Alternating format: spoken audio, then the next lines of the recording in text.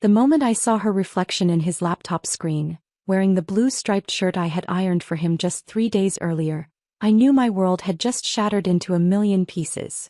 But what Henry didn't know was that I had already started collecting every single fragment, ready to cut him with them. My hands trembled as I stared at the screen, watching this stranger move casually through what looked like a hotel room, her dark hair cascading over the collar of my husband's shirt. The shirt I had bought him for our anniversary. The shirt that still carried the scent of my perfume from when I hugged him goodbye at the airport. "Barbara, are you listening?" Henry's voice cut through my shock, his face filling the laptop screen with that practiced smile I now realized I hadn't seen genuinely in months.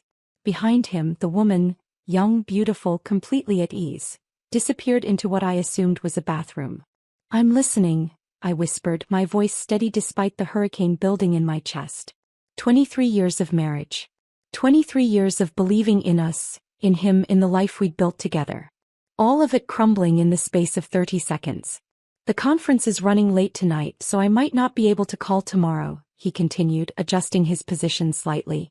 I caught a glimpse of rumpled sheets in the background, a second wine glass on the nightstand. The evidence was everywhere, and he didn't even have the decency to hide it properly. That's when I made the decision that would change everything. I wouldn't scream. I wouldn't cry. I wouldn't beg for explanations or throw myself at his mercy like some broken, desperate wife. No. I was going to do something else entirely. Something that would make him understand exactly what it felt like to have your entire existence ripped away without warning.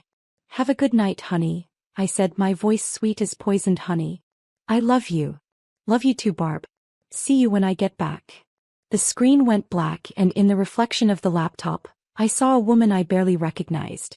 Her eyes were cold, calculating, and for the first time in 23 years, completely free. Henry had no idea that the woman he'd just lied to had spent the last 15 years as a forensic accountant, specializing in uncovering financial fraud. He had no idea that she had access to every single one of their accounts, every investment, every hidden asset he thought he'd been so clever about. And he certainly had no idea that she had been quietly documenting his suspicious behavior for the past 6 months, following her instincts even when she tried to convince herself she was being paranoid. As I closed the laptop, I felt something I hadn't felt in years. Purpose. Cold, calculating purpose. Henry wanted to play games? Fine. But he was about to learn that he'd been playing with the wrong woman all along. Before we continue, please write in the comment which country you are watching this video. We love knowing where our global family is tuning in from. And if this is your first time on this channel, please subscribe. Your support helps us bring even more epic revenge tales of life. Enjoy listening. 3 days earlier I had been the perfect wife. The kind of woman who woke up at 5 a.m. to make sure Henry's coffee was ready exactly how he liked it. 2 sugars, splash of cream, served in the navy mug his mother had given us for our first Christmas. I had pressed his shirts with military precision, packed his suitcase with the meticulous care of someone who genuinely believed her husband deserved the very best. "You sure you have everything?" I had asked, running my fingers along the zipper of his leather garment bag. The same bag I had bought him when he got promoted to senior partner at his law firm. Back when I thought his success was our success. "You worry too much, Barb," he had said, kissing my forehead in that distracted way that had become his default over the past year. "It's just Chicago. 3 days in and out." I had helped him load his car, waved from our front porch as he backed out of our circular driveway, and spent the rest of that Tuesday cleaning our house from top to bottom. Because that's what I did. That's who I was. The wife who kept everything perfect, everything in its place, everything exactly as it should be. Our home on Thornton Drive was a testament to our success. Or what I had thought was our success. 4 bedrooms, 3.5 baths, a kitchen that had been featured in Better Homes and Gardens 2 years ago. I had chosen every paint color, every piece of furniture, every carefully placed accent piece. It was my sanctuary, my pride and joy. But as I walked through those perfectly appointed rooms now 24 hours after my world had collapsed, they felt like a museum. A beautiful, empty museum dedicated to a life that had apparently been a complete lie. I stood in our bedroom, Henry's and mine, staring at the California king bed with its crisp white linens and carefully arranged throw pillows.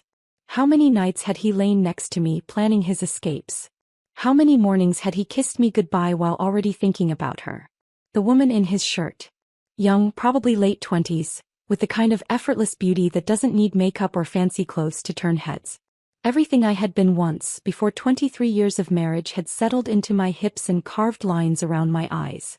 But as I caught my reflection in our bedroom mirror, I realized something that surprised me. I wasn't broken. I wasn't the shattered, pathetic creature I had expected to become. Instead, I looked focused, determined, like a woman who had just been handed the keys to her own prison and was finally ready to walk free. That's when I heard my phone buzz with a text message. "Missing you already. Can't wait to get home and show you how much. Your loving husband." I stared at the message for a long moment, then typed back, "Missing you too. The house feels so empty without you. Hurry home." The lie came so easily it shocked me. But then again, if Henry could lie for months, maybe years, then I could certainly manage a few text messages. I had work to do. My office was located in the converted third bedroom, overlooking our carefully manicured backyard. For 15 years I had built my reputation on being thorough, methodical, and absolutely relentless when it came to following paper trails. I had helped attorneys uncover millions in hidden assets, tracked down fraudulent transactions that spanned multiple countries, and built cases that put white-collar criminals behind bars. But I had never investigated my own husband. I started with the obvious: our joint accounts, credit card statements, phone records. Henry was smart, but he wasn't smart enough to hide everything from someone who did this for a living. Within 2 hours, I had constructed a timeline that made my stomach turn. The business trips had started 18 months ago. Sudden overnight conferences, last-minute client meetings in cities I had never heard him mention before. Always paid for by the firm, always with perfectly reasonable explanations.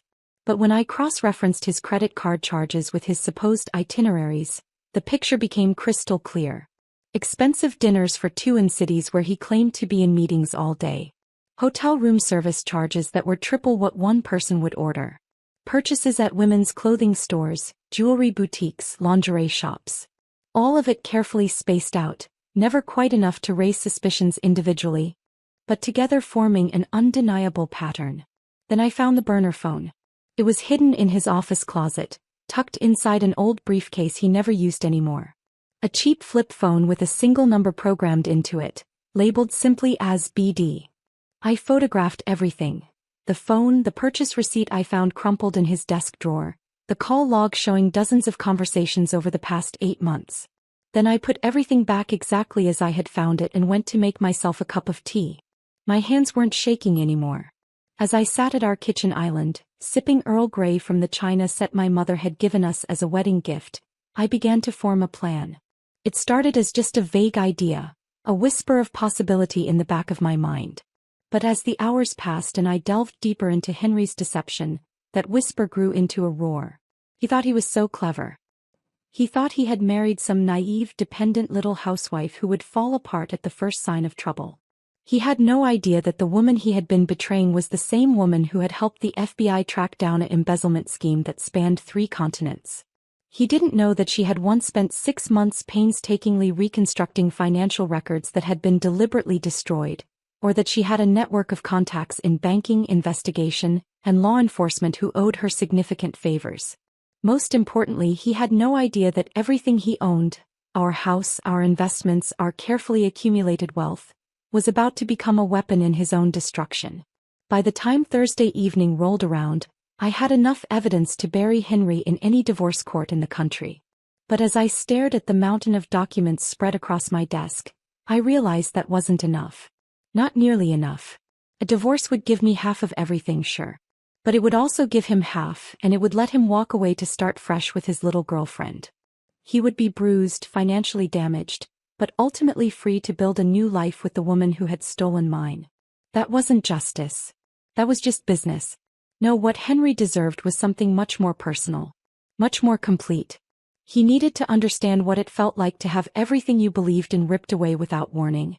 He needed to experience the same devastating shock, the same crushing realization that his entire life had been built on lies. And I was going to give him exactly that. Friday morning, I drove to downtown Portland to visit an old friend. Virginia Williams ran a private investigation firm that specialized in what she called domestic discretion, helping wealthy women document their husbands' infidelities with the kind of ironclad evidence that held up in court. Barbara, she said, embracing me in the lobby of her sleek office building. It's been too long. Though I have a feeling this isn't a social call.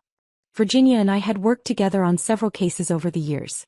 She was the one who did the field work while I handled the financial forensics. We made a good team, and more importantly, I trusted her completely. I need your help, I said simply. And I need it to be completely off the books. An hour later, I had hired Virginia to conduct full surveillance on Henry during his next business trip, which was scheduled for the following week. I also retained her partner, a former federal marshal named Garcia, to do a complete background check on anyone Henry had been in contact with over the past year. You know, Virginia said as I signed the contracts, in 30 years of doing this work, I've never had a client who seemed so composed. Most women are falling apart by the time they get to me. Most women aren't forensic accountants, I replied.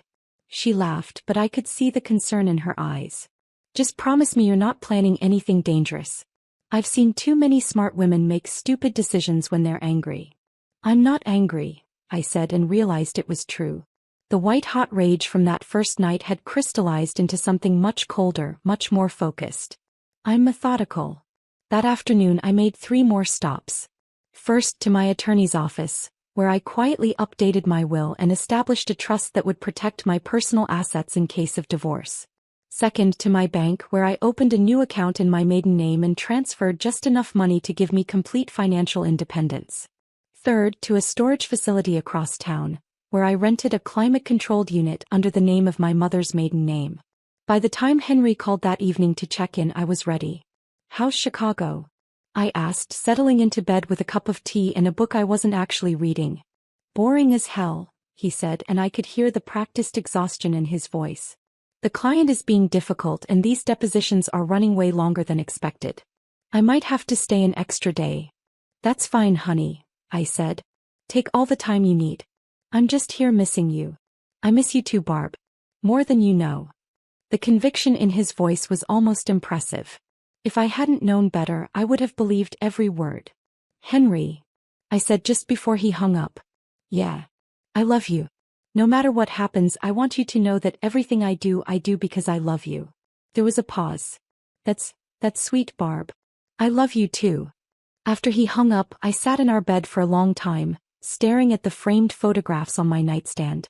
Our wedding day. I was 25, radiant in my grandmother's lace dress, absolutely certain that Henry and I would grow old together. Our 5th anniversary trip to Italy, both of us tan and laughing in front of the Colosseum. The photo from last Christmas taken just 8 months ago, where we looked like the perfect couple living the perfect life. In every single picture my smile was genuine. In every single picture I looked like a woman who was completely, utterly in love with her husband. Looking at those photos now, I felt something that surprised me. Not sadness, not anger, but a strange kind of gratitude. Because that woman, the trusting, naive woman who had believed in fairy tales and happy endings, was gone now. And in her place was someone much stronger, much smarter, and infinitely more dangerous. Henry had created his own worst enemy, and he didn't even know it yet. Saturday morning brought the first piece of truly devastating news. Garcia called me at 7 a.m. with his preliminary findings. "Her name is Beverly Donovan," he said without preamble. 28 years old, junior associate at Hartley & Associates downtown. "That's the law firm your husband's been doing consulting work with." I gripped the phone tighter. "How long?" "Based on what I can find, they've been involved for at least 14 months. She started at the firm 18 months ago, and the first unusual charges on your husband's credit cards started about 4 weeks after that. 14 months. Over a year of lies, of deception, of Henry coming home to me every night after spending his days with her. I had been cooking his favorite meals, doing his laundry, planning our future while he was busy planning a completely different life with someone else. There's more, Garcia continued. She's pregnant. The phone slipped from my hand, clattering onto the kitchen counter. For a moment the world went completely silent. Then I picked up the phone with steady hands. How far along? About 3 months from what I can tell. She's been to several medical appointments, and your husband has been paying for them through a separate credit card account I found. 3 months pregnant. Which meant Henry had known for at least a month, probably longer. And he had said nothing. Had continued to lie to me, continued to share our bed, continued to plan business trips, while his mistress was carrying his child. "Send me everything," I said. "Every detail, every photograph, every receipt. I want it all." "Barbara," Garcia said carefully, "I've been doing this work for a long time, and I've seen what this kind of betrayal can do to people. Maybe you should take some time to process this before." "Send me everything," I repeated. "Today." After I hung up, I sat in my perfect kitchen in my perfect house and laughed. Actually laughed until tears ran down my face. Because the situation had just become so much worse than I had imagined that it was almost absurd. Henry wasn't just having an affair. He was starting a completely new family while pretending everything was normal with me. He was living two entirely separate lives, and he was apparently convinced that he was smart enough to manage both indefinitely. But what he didn't understand was that he had just given me the perfect weapon to destroy him. I spent the rest of Saturday in my office, piecing together the full scope of Henry's deception. The financial evidence was damning enough. The secret credit cards, the cash withdrawals, the expensive gifts, the medical payments. But when I combined that with the surveillance photos Virginia had already started taking, the timeline Garcia had constructed, and the phone records I had obtained, the picture became crystal clear. Henry Smith, respected attorney and pillar of the community, was a liar, a cheat, and a fraud. He was stealing from our joint accounts to support his pregnant mistress while lying to his wife of 23 years about business trips that were actually romantic getaways. But more than that, he was a coward. Because instead of having the decency to end our marriage before starting a new relationship, he had chosen to string me along, probably hoping he could figure out some way to have both lives simultaneously. The man I had loved, trusted, and built my entire adult life around was a stranger. And that stranger had made the biggest mistake of his life when he underestimated exactly what kind of woman he had married. By Sunday evening I had a plan. It was comprehensive, devastating, and absolutely airtight. But most importantly, it would give Henry exactly what he had given me: the complete destruction of everything he thought he could count on. He wanted to live a double life. Fine. But he was about to learn that actions have consequences, and some betrayals come with a price that can never be paid. Monday morning I called in sick to work for the first time in 3 years. Then I drove to Beverly Donovan's apartment complex. It was a nice place, not luxurious but comfortable and modern. The kind of place a young attorney could afford, especially if she had a wealthy older man helping with the rent. I parked across the street and waited. She emerged at 8:30 a.m., looking exactly like she had in the surveillance photos Garcia had sent me. Tall, elegant, with the kind of natural beauty that photographers dream about. She was wearing a loose-fitting dress that cleverly disguised her pregnancy, and she moved with the confident grace of a woman who had never doubted her place in the world. I watched her drive away in a silver Honda that was probably 2 years old, practical but well-maintained. Then I got out of my car and walked to her mailbox. Virginia had taught me this trick years ago. If you want to know someone's secrets, start with their mail. Not to steal it, that would be a federal crime, but to see what kind of life they're living. Medical bills, credit card statements, subscription services, utility payments. Mail tells a story that social media profiles never will. Beverly Donovan was living beyond her means. That much was clear from the pile of credit card statements and past due notices visible through the slots in her mailbox. She was also receiving mail from a fertility clinic downtown, confirming what Garcia had already discovered. But the piece that caught my attention was a letter from a high-end real estate agency. The kind of place that handled million-dollar properties, not apartments for junior associates. She was house hunting. With my husband's money, no doubt. I drove home and called Virginia. "I need you to find out everything you can about Beverly Donovan's future plans," I said. "Real estate searches, job applications, any major purchases she might be considering. I think Henry is planning to leave me, and I want to know exactly what kind of life he thinks he's going to have." "Barbara," Virginia said carefully, "what are you planning to do with all this information?" "I'm going to make sure that the life he thinks he's building with her becomes impossible," I said. Completely, utterly impossible. That afternoon I made a series of phone calls that would have surprised Henry if he had known about them. Because while he had been living his double life, I had been building my own network of contacts and relationships that had nothing to do with him. The first call was to Amanda Foster, a reporter at the Portland Tribune who specialized in legal affairs and professional misconduct. Amanda and I had worked together on a story about judicial corruption 2 years earlier, and she owed me a significant favor. I might have a story for you, I said. A prominent local attorney who's been using client funds to support his pregnant mistress while lying to his wife about business trips. Interested? Very, Amanda said. How solid is your evidence? Rock solid. Financial records, photographs, witness statements, the works. When do you want to move on this? Soon, I said. I'll let you know. The second call was to Martin Garcia at the Oregon State Bar Association. Martin and I had dated briefly in college and we had remained friendly over the years. He was now in charge of investigating ethical violations by practicing attorneys. Barbara, good to hear from you, Martin said.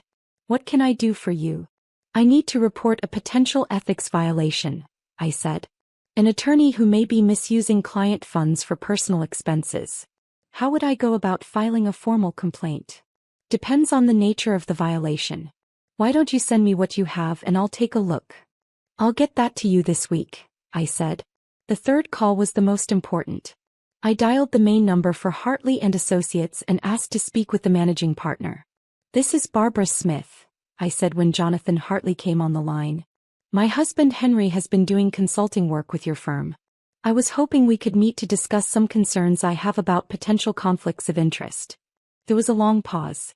Mrs. Smith, I'm not sure what you mean by conflicts of interest. I think it would be better if we discussed this in person, I said. Are you available tomorrow afternoon? Another pause, longer this time. I can see you at 3 o'clock. Perfect. That evening Henry called as usual. How was your day, sweetheart? He asked, and I could hear traffic in the background. He was probably driving home from Beverly's apartment. Quiet, I said. I've been thinking about us a lot lately. About our future. Our future. I know we've talked about this before, but I've been wondering if maybe it's time for us to think about having children. I know we're not young anymore, but with modern medicine. The silence on the other end of the line was deafening. Barb, he finally said, we've been through this. We decided years ago that we were happy just being us. I know what we decided, I said. But people change. Priorities change. I've been feeling lately like something is missing from our life. Let's talk about this when I get home, okay? This isn't really a phone conversation. Of course, I said. When do you think you'll be back? Tomorrow night, probably around 8. I'll make your favorite dinner, I said. We can talk about everything then. After I hung up, I sat in the growing darkness of our living room and allowed myself one moment of genuine sadness. Not for the loss of my marriage, that had been dead for over a year, I now realized, but for the woman I used to be. The woman who had wanted children with this man, who had trusted him with her heart, her future, her entire life.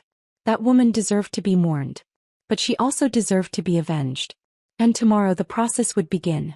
Tuesday at 3 p.m., I walked into the offices of Hartley and Associates wearing my best navy suit and carrying a leather briefcase that contained copies of every piece of evidence I had gathered. The reception area was all glass and chrome, designed to impress clients with the firm's success and sophistication. Jonathan Hartley met me personally, which told me everything I needed to know about how seriously he was taking this meeting. He was a distinguished man in his early 60s. With silver hair and the kind of expensive suit that spoke of decades of success in corporate law.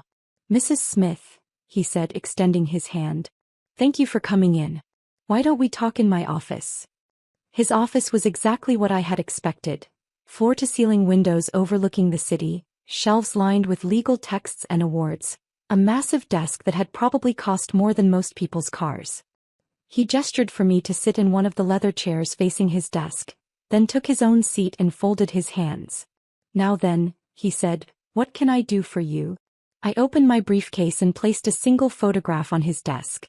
It showed Henry and Beverly coming out of a hotel in Seattle, his arm around her waist, both of them laughing.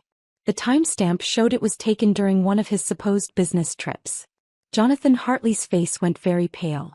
Mr. Hartley, I said, I'm here because I believe your firm has been inadvertently facilitating an unethical relationship between my husband and one of your employees.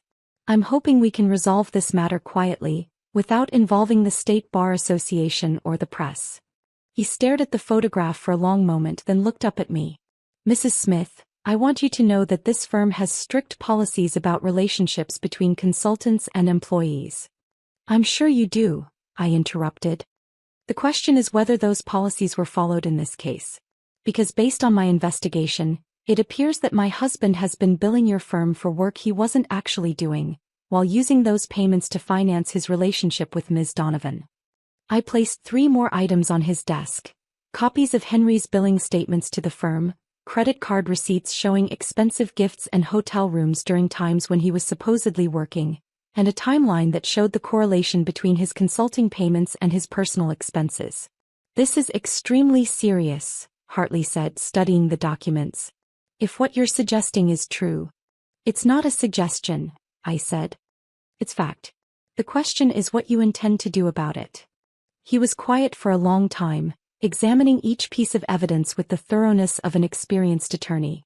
Finally he looked up at me. What do you want, Mrs. Smith? I want my husband's consulting relationship with this firm terminated immediately, I said. I want Ms. Donovan transferred to another department where she won't have any contact with outside consultants. And I want a formal investigation into whether any client funds were misused in this situation. And if we agree to these terms?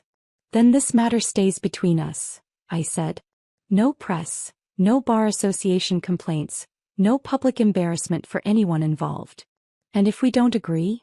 I stood up and began putting the documents back in my briefcase. Then tomorrow morning, Amanda Foster at the Tribune will be running a story about how Hartley and Associates facilitated an extramarital affair between a married consultant and a pregnant employee, possibly using client funds. The Oregon State Bar will receive a formal complaint about Henry's billing practices. And I'll be filing a civil lawsuit against both the firm and my husband for fraud and intentional infliction of emotional distress. Jonathan Hartley was a smart man. He understood exactly what I was offering him. A way to end this situation cleanly with minimal damage to his firm's reputation. I'll need some time to investigate these claims, he said. Of course, I said. But I'll need an answer by Friday. My husband returns from his current business trip tomorrow evening, and I plan to have this matter resolved before he discovers that his entire life is about to change. I left my business card on his desk and walked out, knowing that I had just fired the first shot in a war that Henry didn't even know had started. Wednesday evening, I prepared Henry's favorite dinner with the same meticulous care I had shown for 23 years. Grilled salmon with lemon butter, roasted asparagus, wild rice pilaf, and a bottle of the Pinot Noir we had been saving for a special occasion. The table was set with our wedding china, candles flickered in our crystal holders, and soft jazz played from the sound system Henry had installed last year. To any observer, it would have looked like a romantic dinner for a couple celebrating their reunion after a business trip. But I wasn't celebrating. I was conducting a funeral for my marriage and I wanted it to be perfect. Henry arrived at 7:45 p.m., 15 minutes earlier than he had promised. He came through the door with his usual rush of energy, calling out my name as he dropped his garment bag and laptop case in the foyer. Something smells incredible, he said, finding me in the kitchen putting the finishing touches on our plates. He kissed my cheek and I caught the faint scent of perfume that wasn't mine clinging to his shirt. Welcome home, I said, smiling up at him. How was Chicago? Exhausting, he said, loosening his tie. But productive. We finally got the Brown case resolved, so the client is happy. The lie rolled off his tongue so smoothly that I almost admired his skill. If I hadn't known better, if I hadn't seen the photographs of him and Beverly at Pike Place Market in Seattle just yesterday, I would have believed every word. I'm so glad, I said. Why don't you go wash up while I finish getting dinner ready? 20 minutes later we were seated across from each other at our dining room table, the soft candlelight casting shadows across his face as he told me elaborate stories about meetings that had never happened and clients he had never met. So, he said, cutting into his salmon, you mentioned something on the phone about children. That was unexpected. Was it? I said, taking a sip of wine. I've been doing a lot of thinking lately about what I want from life. About what would make me truly happy. I thought you were happy, he said, and for the first time, I heard a note of genuine concern in his voice. Are you not happy, Barb? I set down my wine glass and looked directly at him. 23 years of marriage and I was about to end it all with a single question.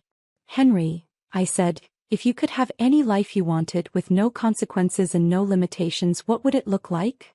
He paused with his fork halfway to his mouth. That's a strange question. Humor me, I said. Would you still choose the life we have now?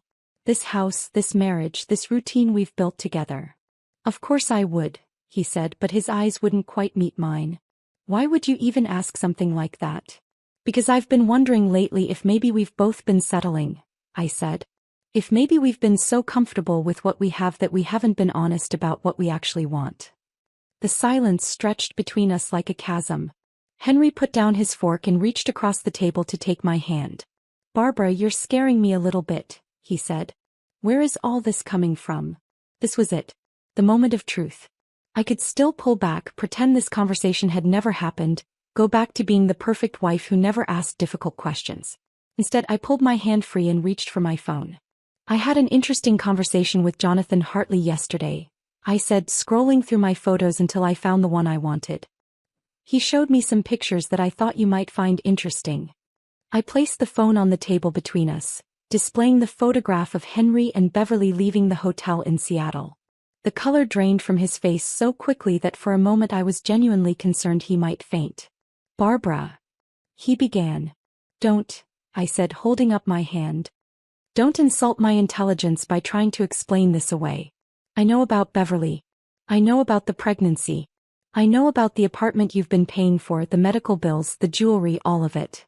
He stared at the photograph for what felt like an eternity, then slowly raised his eyes to meet mine. How long have you known? He asked quietly. Does it matter? I said.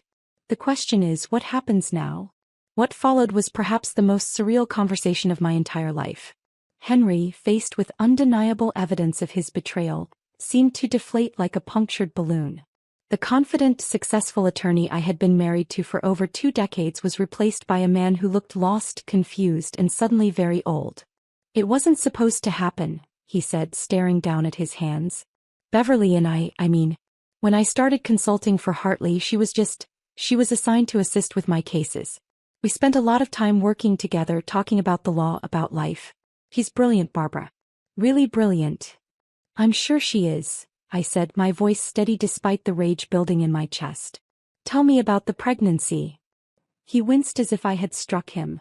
She told me 2 months ago. It wasn't planned, neither of us expected. But you were happy about it, I said. It wasn't a question. Yes, he whispered. God help me, yes. When she told me, the first thing I felt was joy. Complete, overwhelming joy. And that's when you started looking at real estate. His head snapped up. How did you? I told you, Henry, I know everything. The question I need you to answer is this. Were you ever planning to tell me? Or were you just going to keep living this double life indefinitely? For a long time he didn't answer. The candles continued to flicker, the jazz continued to play, and the dinner I had spent hours preparing grew cold on our plates. I was going to tell you, he finally said. I didn't know how. We've been together for so long, Barbara. Our whole adult lives. I kept thinking maybe I could find a way to make this work without destroying everything we've built. What exactly did you think was going to happen? I asked. You were going to keep me as your wife while you played house with your pregnant girlfriend? You were going to split your time between 2 families and somehow convince yourself that was fair to anyone involved. I don't know, he said, and for the first time his voice broke. I don't know what I was thinking. I just knew that I loved her and I loved the idea of having a child with her, but I also couldn't bear the thought of losing you completely. Well, congratulations, I said, standing up and beginning to clear the table. You've managed to lose both of us. What do you mean? He asked, following me into the kitchen. I turned to face him, holding our wedding china plates in my hands. I mean that Beverly Donovan's career at Hartley and Associates ended yesterday afternoon. Along with your consulting contract. Henry's face went white. What are you talking about? I had a very productive meeting with Jonathan Hartley, I said, setting the plates in the sink with deliberate care. He was quite disturbed to learn that one of his consultants had been billing for work he wasn't doing while conducting an affair with one of his junior associates. Apparently, using company resources to facilitate extramarital relationships is against firm policy. You can't. Barbara, you can't do this. That's my career, my reputation. Your reputation? I laughed. a sound that was harsh and unfamiliar even to my own ears. Henry, your reputation died the moment you decided to start living a lie. I'm just making it public. What do you want? He asked, and I could see the panic building in his eyes. Money? The house. I'll give you whatever you want in the divorce. This isn't about the divorce, I said. This is about consequences. For 23 years I have been your wife, your partner, your biggest supporter. I have put your career first, your needs first, your happiness first. And in return you have made me into a fool. I walked past him into the living room and he followed like a lost dog. I can fix this, he said desperately. I'll end things with Beverly. I'll do whatever you want. Just please don't destroy my career over this. End things with Beverly? I turned to stare at him. Henry, she's pregnant with your child. You can't just end things and pretend none of this happened. We can figure something out. I'll support the baby financially, but I don't have to be involved. I can choose my marriage over. Stop, I said, holding up my hand. Just stop talking. Do you hear yourself? You're talking about abandoning your pregnant girlfriend and your unborn child to save a marriage you've already destroyed. What kind of man does that make you? He stood in our living room, surrounded by 23 years of shared memories and joint decisions, and for the first time since I had known him, he looked completely lost. I don't know, he whispered. I don't know what kind of man I am anymore. Thursday morning brought a phone call that changed everything. I was sitting in my office, going through the final details of the financial arrangements I had been making when my phone rang. The caller ID showed a number I didn't recognize. Mrs. Smith. The voice was young, female, and shaking with emotion.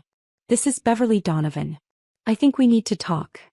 I had been expecting this call, but it still sent a jolt of adrenaline through my system. Good morning, Ms. Donovan. What can I do for you? I need to see you, she said. In person. There are things about Henry, about your husband, that you need to know. We agreed to meet at a coffee shop in downtown Portland, neutral territory where neither of us would have the advantage of familiar surroundings. As I drove there, I found myself curious about what Beverly Donovan could possibly tell me that I didn't already know. I found her sitting in a corner booth, looking smaller and more fragile than she had in the surveillance photos. Pregnancy suited her, giving her skin a luminous quality that made her look even younger than her 28 years. But her eyes were red-rimmed from crying, and her hands shook slightly as she lifted her teacup. Thank you for coming, she said as I slid into the seat across from her. You said there were things I needed to know, I replied. I'm listening. She took a deep breath, as if steeling herself for a difficult conversation. First, I want you to know that I didn't know about you. Not at first. When I started working with Henry, he told me he was separated.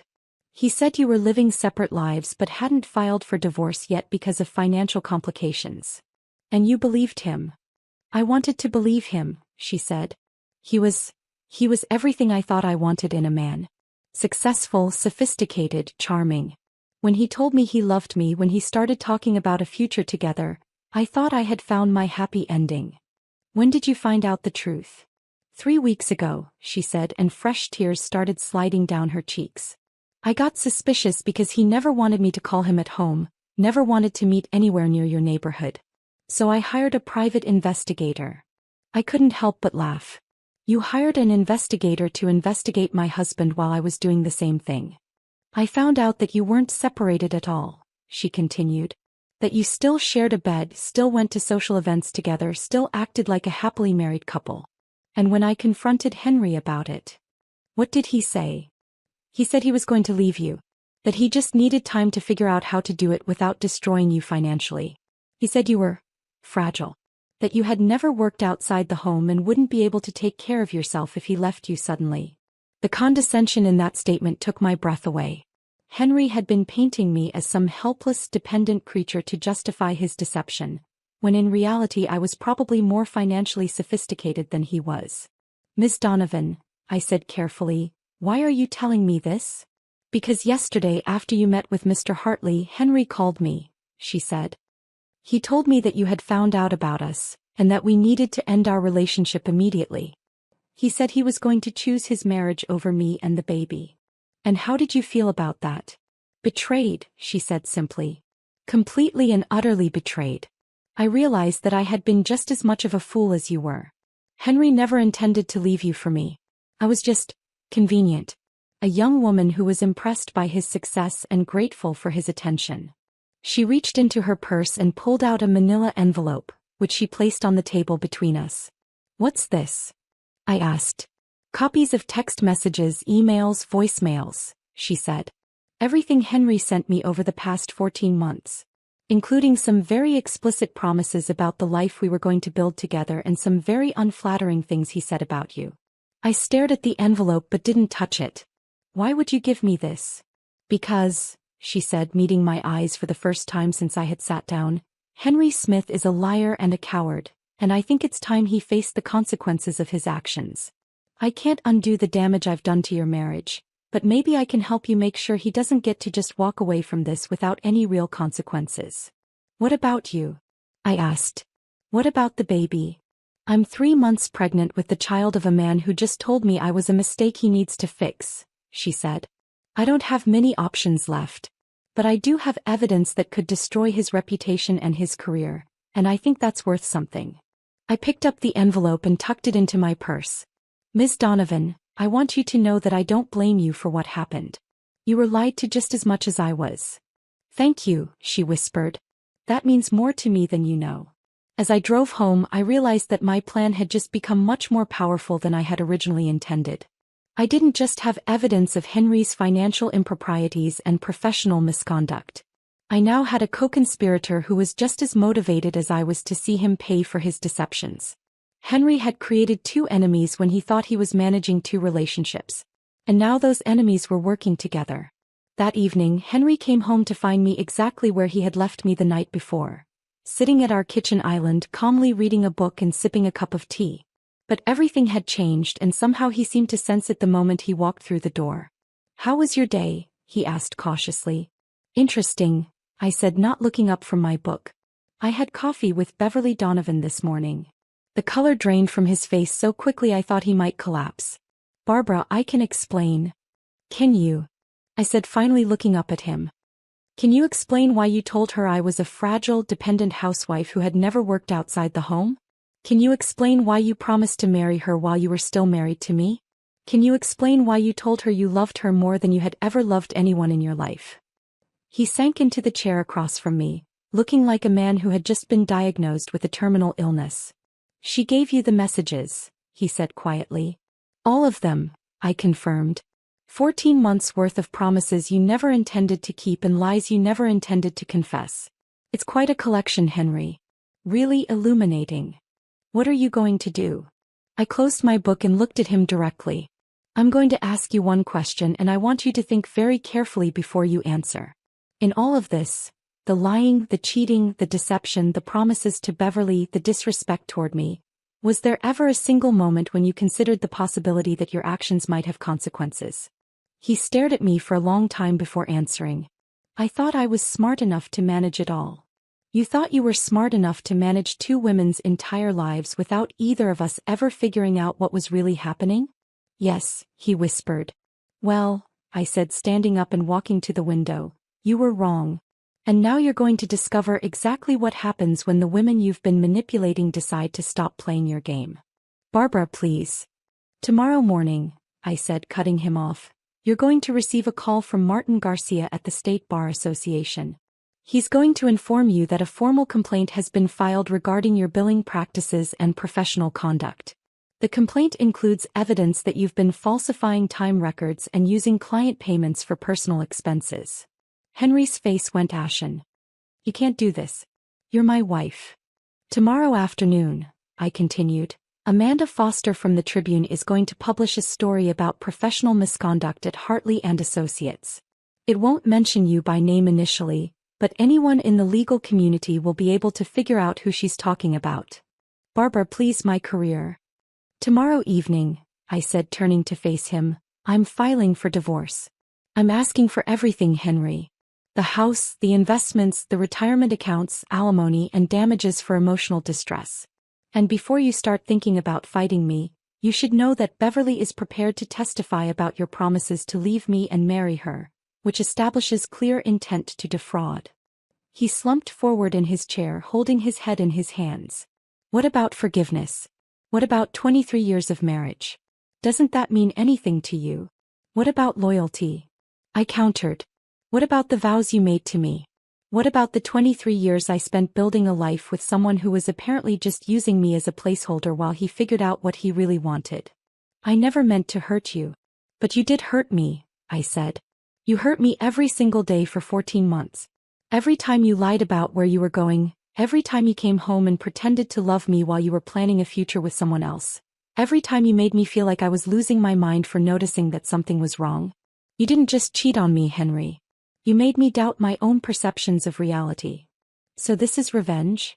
No, I said. This is consequences. Revenge would be emotional and messy and ultimately self-destructive. This is simply the natural result of the choices you made. You decided to live a lie, and now that lie is collapsing around you. I walked to the kitchen counter and picked up a set of car keys that weren't mine. These belong to Beverly, I said, placing them on the table in front of him. She asked me to give them to you. Apparently, you've been making the payments on her Honda. Where is she going? He asked. She's moving back to Sacramento to live with her sister while she figures out her next steps.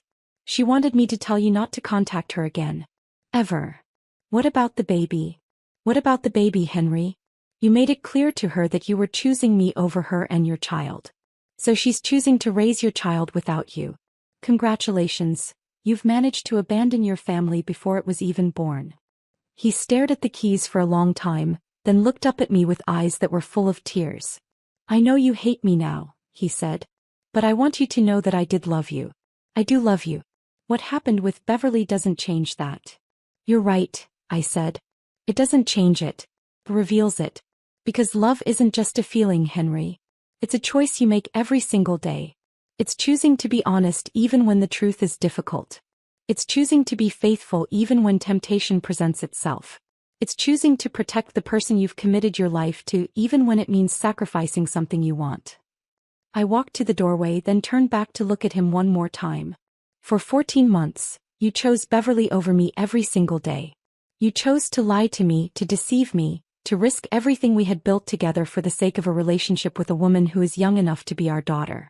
You chose to make promises to her that you never intended to keep. And you chose to keep me in a marriage that was already over without giving me the chance to make my own decisions about my life. Barbara. I'm sleeping in the guest room tonight, I said. Tomorrow I want you out of this house. You can stay wherever you want, but you can't stay here. This is my home now, and you are no longer welcome in it. As I walked upstairs, leaving Henry alone in the kitchen with the keys to his pregnant ex-girlfriend's car, I felt something I hadn't experienced in over a year. Peace. For the first time in 14 months, I knew exactly where I stood, exactly what was true, and exactly what I needed to do next. Henry had spent over a year living in a fantasy where he could have everything he wanted without facing any consequences. Tomorrow he was going to wake up in the real world. And the real world, as he was about to discover, was far less forgiving than his fantasy had been. Friday morning arrived like the dawn of a new era. I woke up in the guest bedroom at 6 a.m., feeling more rested than I had in months. For the first time since that devastating video call, I knew exactly what my future held, and while it wasn't the future I had planned, it was entirely my own. Henry was already gone when I came downstairs. His car was missing from the garage and he had left a note on the kitchen counter. Gone to get breakfast. We need to talk when I get back. H. I crumpled up the note and threw it in the trash. We were past the point of talking. The first call came at 8:30 a.m. Martin Garcia from the State Bar Association, right on schedule. Mrs. Smith? I've reviewed the materials you sent me regarding your husband's billing practices. I'm calling to inform you that we'll be opening a formal investigation into potential ethical violations. Thank you, Martin, I said. I appreciate your thoroughness. Barbara, he said, his tone shifting from official to personal, I have to ask, are you sure you want to pursue this? Once this investigation begins, there's no going back. Henry's career could be permanently damaged. I'm sure, I said without hesitation. The second call came at 10:15 a.m. Amanda Foster from the Tribune. Barbara, my editor has approved the story. It'll run in tomorrow's edition, both print and online. I'm not using names in the initial piece, but I am describing the situation in enough detail that anyone in the legal community will be able to connect the dots. Perfect, I said. There's something else, Amanda continued. After I started making calls about this story, I received tips about 2 other similar situations involving attorneys in the city. Apparently, your husband's behavior isn't as unique as we thought. That information hit me like a physical blow. Are you saying this has happened before? I'm saying that the legal community is smaller than you might think, and when one person behaves unethically, others usually know about it. The fact that multiple sources came forward after just a few preliminary inquiries suggests that Henry's reputation might not be as solid as you believed. After I hung up, I sat in my kitchen and tried to process this new revelation. Had Henry cheated before? Had there been other women, other lies, other betrayals that I had been too trusting to see? It didn't matter now.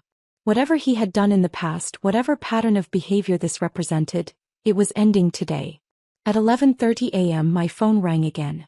This time the caller ID showed Henry's number. "Barbara, we need to talk," he said without preamble. "Garcia from the state bar called me. How could you do this? How could you file a complaint against me? The same way you could lie to me for 14 months, I replied. "Easily. This will destroy my career. Is that really what you want? To take away everything I've worked for my entire adult life?" "Henry," I said, "you took away everything I worked for my entire adult life when you decided to start a secret relationship with another woman.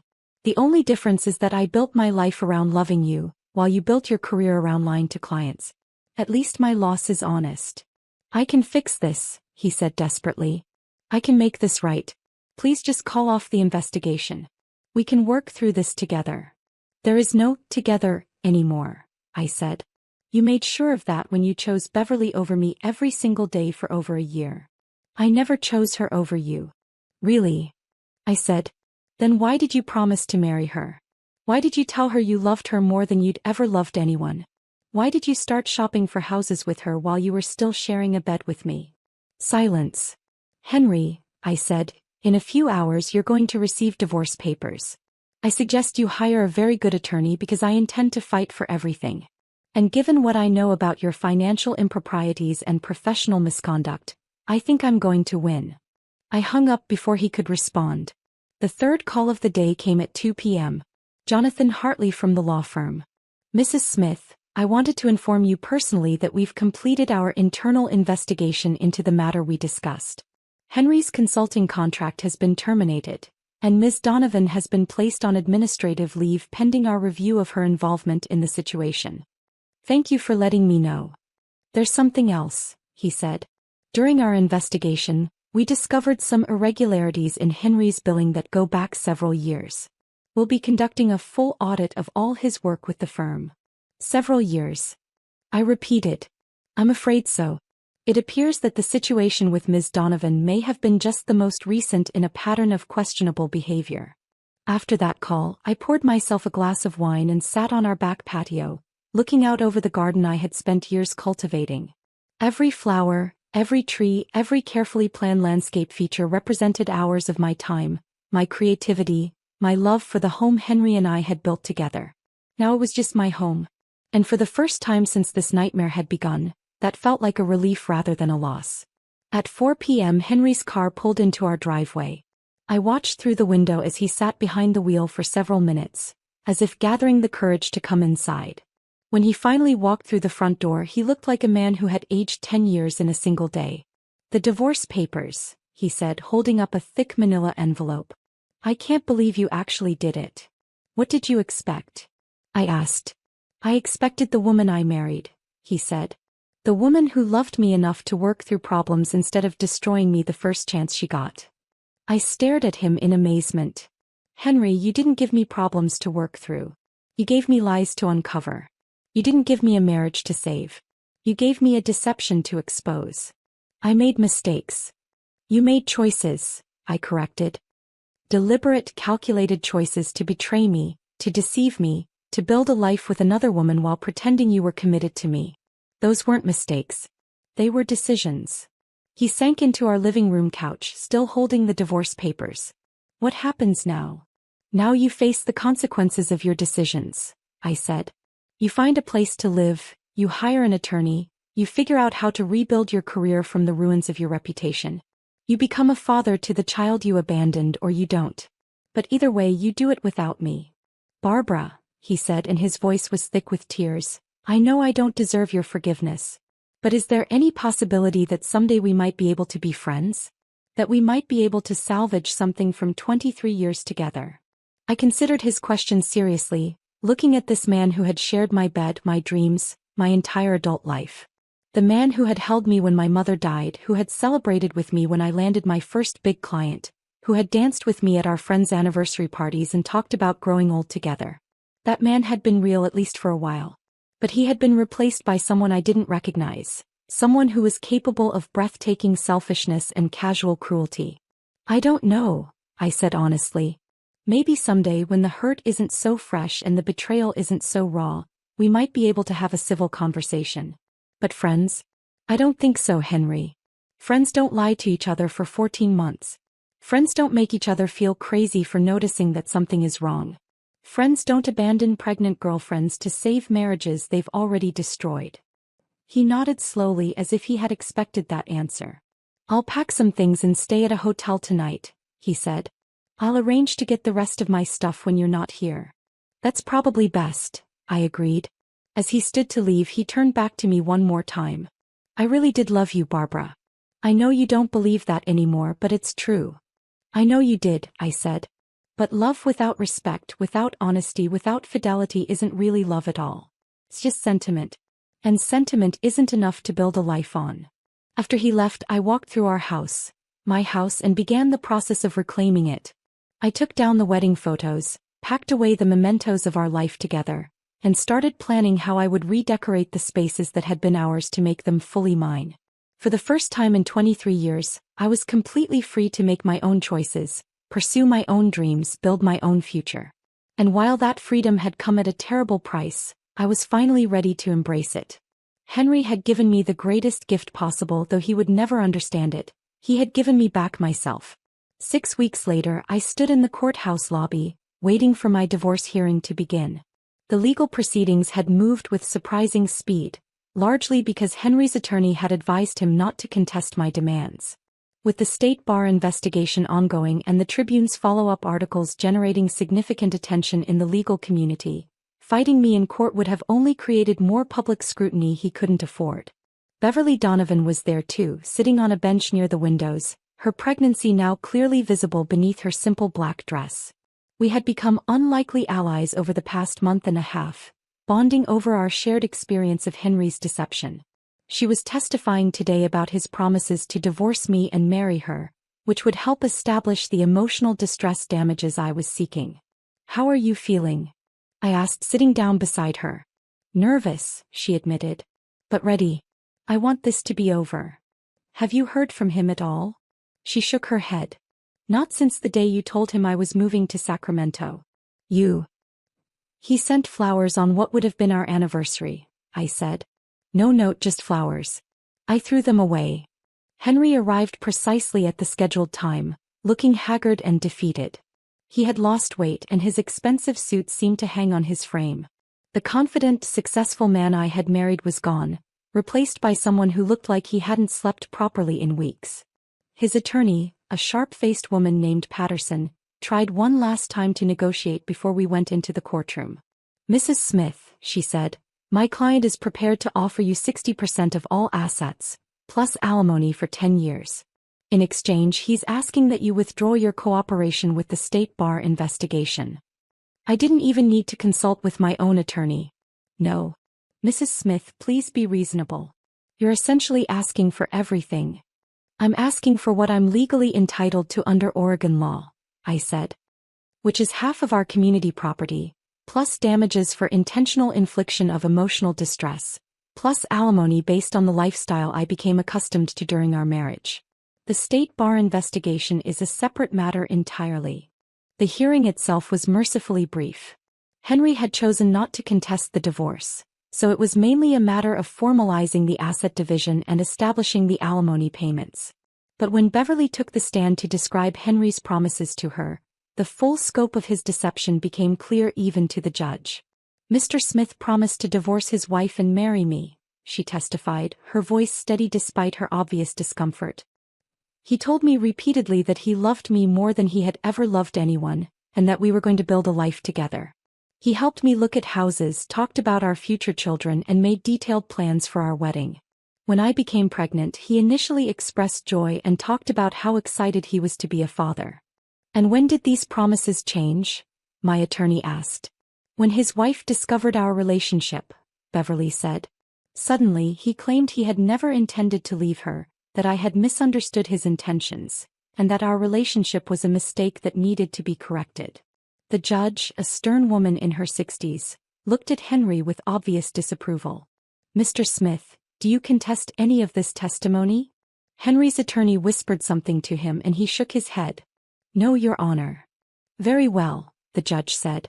Based on the evidence presented, I find that Mr. Smith engaged in a deliberate pattern of deception that caused significant emotional distress to both his wife and Ms. Donovan. Mrs. Smith, you are awarded 75% of all community property, alimony of $8,000 per month for 15 years, and $50,000 in damages for emotional distress. I felt a surge of satisfaction, but it wasn't the vindictive pleasure I had expected.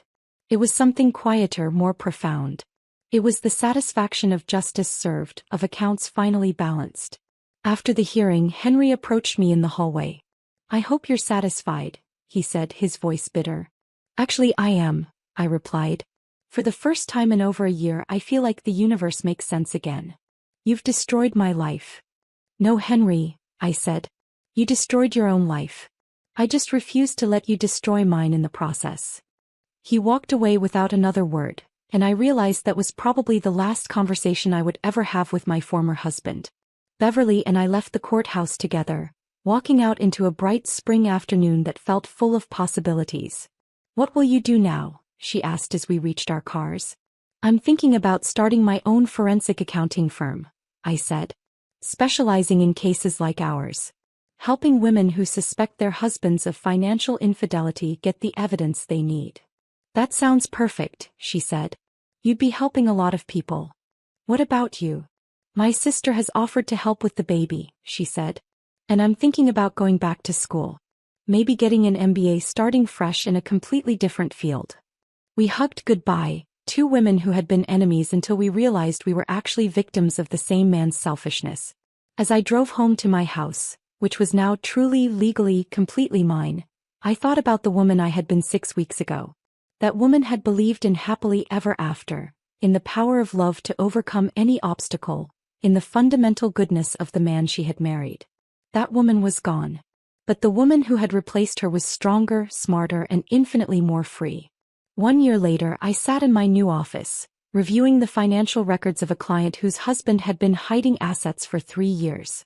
The business I had started with my divorce settlement had grown beyond my wildest expectations. It turned out there were many women like me, intelligent, successful women who had been systematically deceived by men they trusted completely.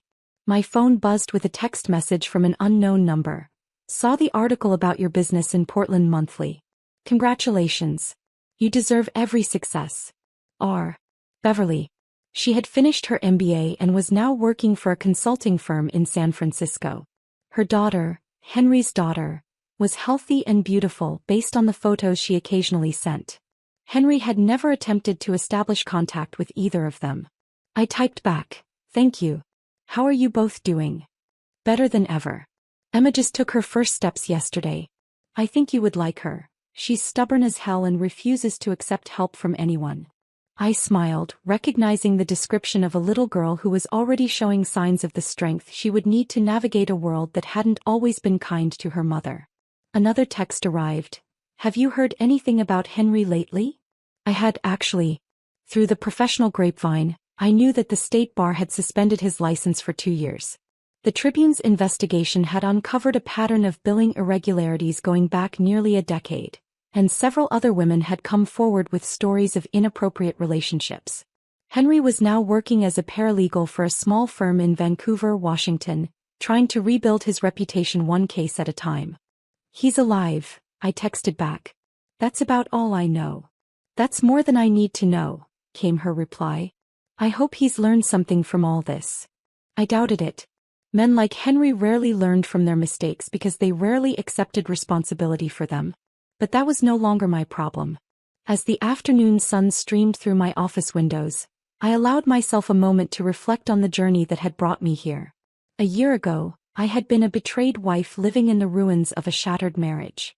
Today, I was a successful business owner helping other women navigate their own devastating discoveries, building something meaningful from the ashes of my old life. The woman Henry had betrayed was gone forever. But the woman who had emerged from that betrayal was stronger, wiser, and more authentically herself than she had ever been before. I had learned that love without respect is just manipulation. That trust without honesty is just naivety. That a life built on someone else's lies is no life at all. But I had also learned that betrayal, while devastating, is not fatal. That strength can be found in the darkest moments.